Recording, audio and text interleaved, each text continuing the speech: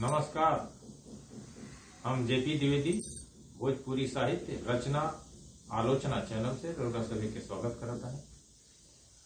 पुस्तक चर्चा सत्र में आज हमारा भी जो पुस्तक दिया काठ के रिश्ता विधा कहानी संग्रह, संपादक लौकान सिंह लौ, प्रकाशन वर्ष 2019, आप प्रकाशन संस्थान नव जागरण प्रकाशन नई दिल्ली।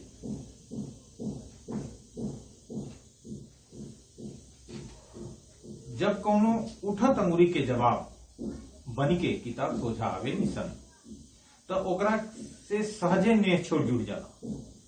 मन बेमन से कुछ लोग स्वागत करेला, अब ढेर लोग ओसे दूरियों बनावत देखाला। भोजपुरी भाषा के किताबन के संगे घटे वाली ऐसा घटना के सामान्य घटना मानल जाला। अंगुरी उठावे वाला लोग अपनाए लागेलन, उनकर उठल की अंगुरिया ढेर थोर पिसाद बुझाले।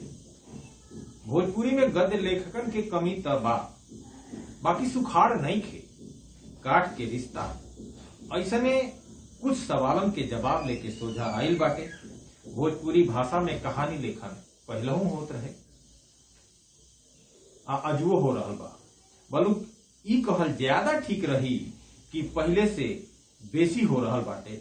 नवहा आ इलीट लोग अपना माई भाषा के संगे जुड़ रहल बाटे आ जुड़ के ओकरा के समृद्ध करे में अपन योगदान दे रहल बाटे, जौने के जतना सराहना कइल जाए उतने कम होगी। भोजपुरी भाषा खातिर आज के समय गमे गमे सही सुखद हो रहल बाटे। कहानी संग्रह काठ के रिश्ता में 5 गो लेखक लोगन के 24 गो कहानियन के संकलित कइल गइल बाटे।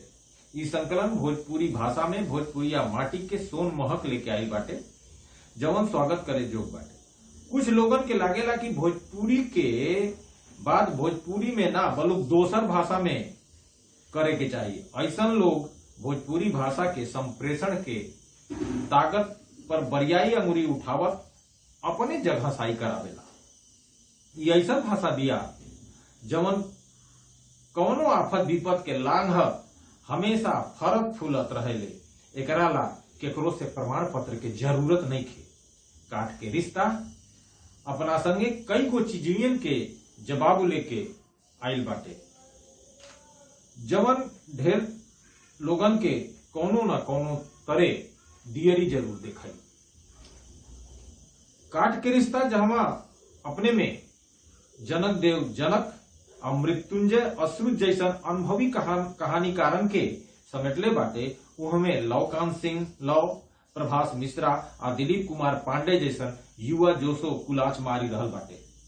संकलन के नाव बरबस अपना ओरी खींच रहल बाटे। आज देश या समाज में रिश्तन खाती पसरल बेरुखी केकरो से छिपल नहीं खे। सभे के एकरेला सोचे के मजबूर कर रहल बाटे। मृत्युंजय अश्रुत जी जहां अपने कहानियन का माध्यम से समाज के कुरीतियन पर आघात करत दिखात बाणे, उहमें उस समाज के ऐसा चीजुयन से बहरा निकसे के उचित समाधानों देता है। मृत्युंजय अश्रुत जी मजहल कहानीकार बाणन और उनका कहानियन में पढ़वैया लोगन के बांध के राखे के खातिर जवन कुछ होके चाहिए उ सब कुछ बाटे। कतो कतो तो पढ़वैया लोगन के लोर पोछे खातिर मजबूर कर देत बाड़न।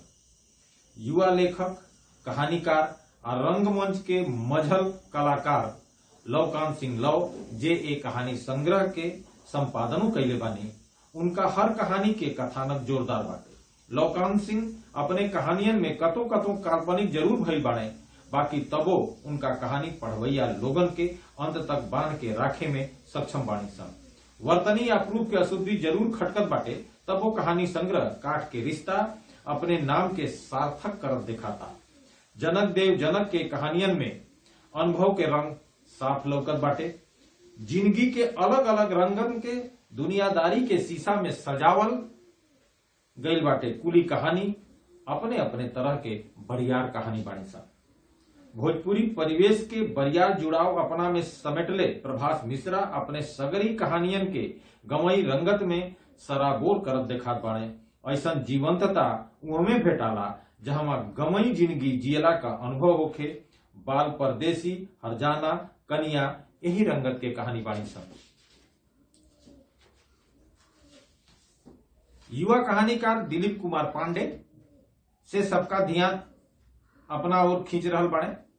एक बेर फिर भोजपुरिया कहानीकार लोग अपन सजगता आ जीवंतता से भोजपुरी के भंडार भर रहल बाड़े।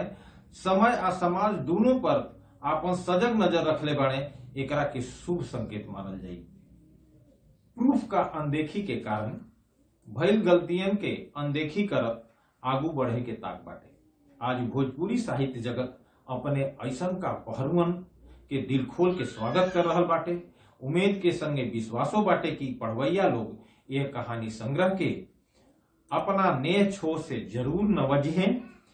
यही सुखद शुभकामना के संगे एक बेर फिर से हम रउरा सबे के बता दें कि कहानी संग्रह काठ के रिश्ता जौने में 5 गो कहानीकारन के 24 गो कहानी संकलित बानी।